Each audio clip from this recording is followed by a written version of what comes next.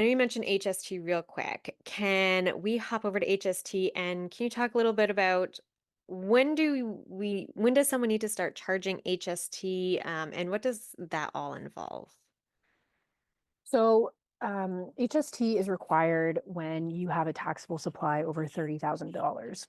So if your small business really only generates, if it generates under 30,000 in annual revenue, you do not have a requirement for HST.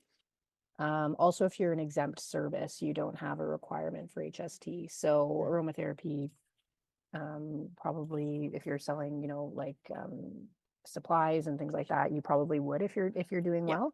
Um, but like example would be, like doctors don't charge HST on medical and stuff like that. But for the most part, most small businesses are subject to HST, and so 30,000 is your limit.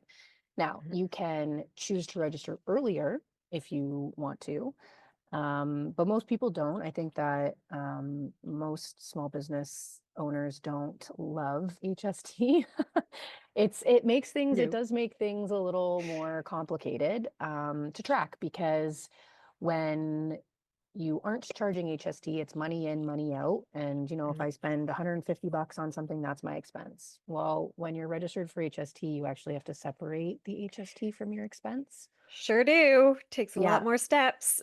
So, and then how that works is if you buy something for $100 and it comes out to 113 with HST, your expense is actually 100 and your $13 is what's called an input tax credit.